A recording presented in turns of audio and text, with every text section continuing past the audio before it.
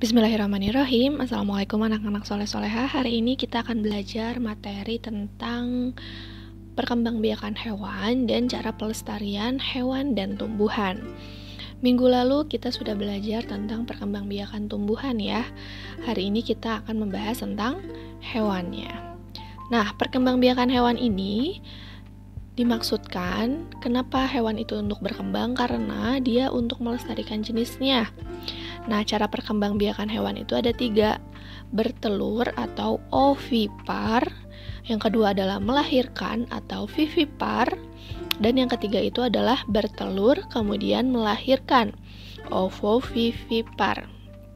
Ya, jadi ingat-ingat, ada ovipar itu bertelur, vivipar itu melahirkan, bertelur kemudian melahirkan itu adalah ovovivipar. Hewan petelur memiliki beberapa ciri, antara lain tidak memiliki daun telinga dan mengerami telurnya. Contohnya burung, ikan, reptilia, dan katak. Reptilia itu contohnya apa? Reptil-reptil ya, cicak termasuk reptil gitu ya. Jadi yang bertelur itu biasanya tidak ada daun telinganya ya. Kita lihat di gambar ini juga nggak ada telinganya. Nah, kalau misalnya hewan yang melahirkan memiliki beberapa ciri, yaitu memiliki daun telinga dan tubuhnya ditutupi rambut. Ya, ini adalah hewan yang melahirkan.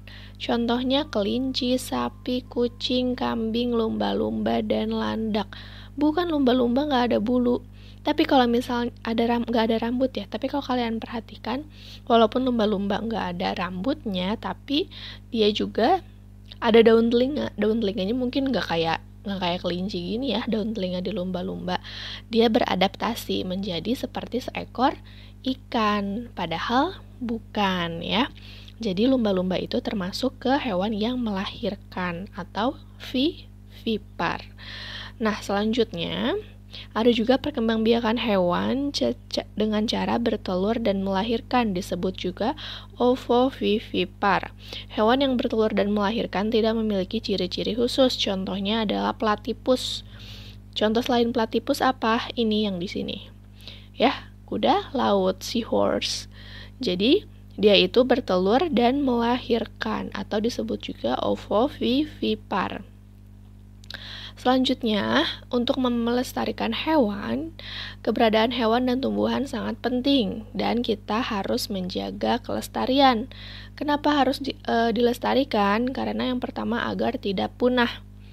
Ya, kalau misalnya hewannya itu punah, salah satunya punah, akan terjadi ketidakseimbangan dalam ekosistem.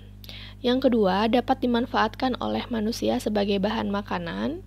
Yang ketiga, menjaga keseimbangan ekosistem para produsen dan konsumen. Yang keempat, dapat dimanfaatkan sebagai sumber belajar untuk mengembangkan ilmu pengetahuan.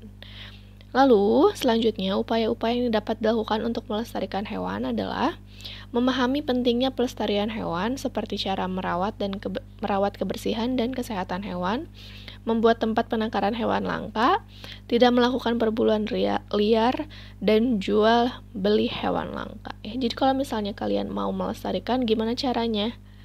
Pokoknya kita harus merawat kebersihan dan kesehatan hewan.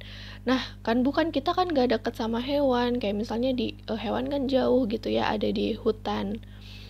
Terus misalnya hewan kan ada jauh, ada di laut. Salah satu cara untuk kita melestarikan adalah kita salah satunya aja ya, tidak membuang sampah sembarangan. Karena sampah yang kita buang itu bisa sampai ke laut. Sampah yang kita buang bisa sampai ke hutan juga. Ya, Ibu pernah lihat kayak misalnya ada bahkan sapi yang baru-baru ini, sapi ada yang makan sampah. Udah belum lagi kayak ikan-ikan yang ada di laut juga makan sampah dari manusia. Nah, sampah-sampah itu dari mana? Bisa jadi dari kita yang lalai, kita misalnya udah, aku mau udah masukin ke tong sampah, tapi dari tong sampah itu kemana gitu jatuhnya sampah itu kan, bisa jadi ke laut, dan bisa jadi sampah-sampah yang ada di lautan itu salah satunya adalah yang punya kita. Nah, makanya untuk anak-anak kalau misalnya mau buang sampah, dipastikan dulu sampah yang dibuang itu benar-benar tidak bermanfaat lagi atau tidak berguna. Kalau misalnya kresek atau plastik masih bisa dipakai, jangan dulu dibuang, ya, dipakai aja terus sampai bener-bener nggak bisa dipakai, ya. Kalau misalnya ada kalian habis makan, ya, makanan organik kan masuknya, jangan langsung dibuang, disatukan dengan sampah yang lain, bisa dibikin kompos, ya. Jadi sebisa mungkin kita harus meminimalisir sampah yang kita buang, ya, gitu. Selanjutnya, untuk pelestarian tumbuhan itu harus kita lestarikan agar tidak punah. Berikut upaya-upaya yang dilakukan untuk melestarikan tumbuhan. Yang pertama, mengembangbiakan tumbuhan yang sudah kita manfaatkan, misalnya mengembangbiakan tumbuhan secara vegetatif alami atau vegetatif buatan. Yang kemarin ada cangkok, ya, ada stek. Nah, itu adalah salah satu cara supaya kita bisa melestarikan tumbuhan terus ditanam. Makanya ada gerakan menanam 1000 pohon. Nah, itu adalah salah satu bentuk supaya kita bisa melestarikan tumbuhan. Karena kalau misalnya kebayang ya, di Bandung gak ada pohon satupun, itu pasti kerasanya gersang, ya, panas banget pasti ya.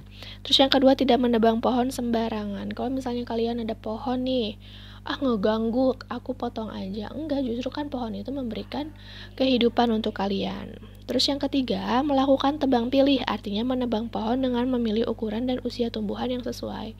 Ini biasanya yang dilakukan oleh para yang di hutan sana ya, para penebang pohon yang ada di hutan. Jadi sebenarnya di hutan juga kan kita kayak misalnya kalau di sekolah ada meja, ada kursi gitu ya, ada lemari.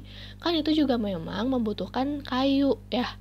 Nah, kayu juga kalau misalnya memang mau dipotong atau ditebang, harus melakukan tebang pilih.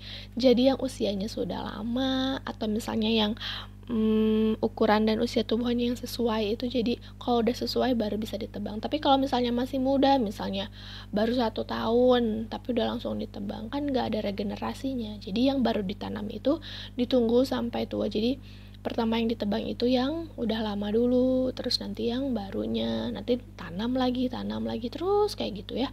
Jangan sampai benar-benar nggak ada pohonnya, jangan sampai benar-benar gundul pohonnya ya. Jadi kita memang harus menanam pohon. Yang di rumahnya banyak tanaman, alhamdulillah, jangan lupa dirawat ya. Yang di rumahnya masih belum ada tanaman-tanaman, bilang ke mama kita nanam yuk bareng-bareng. Nah, itu bisa jadi salah satu cara kalian untuk melestarikan tumbuhan.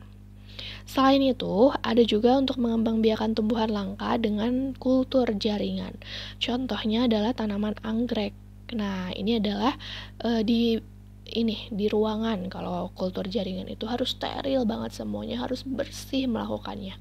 Jadi kultur jaringan itu misalnya ada ini ya, kayak batang dari tanaman anggrek ditanam ke salah satu media steril. Medianya itu ada ya, khusus banget untuk yang kultur jaringan ini, ditanam di sana, terus nanti dikasih nutrisi juga.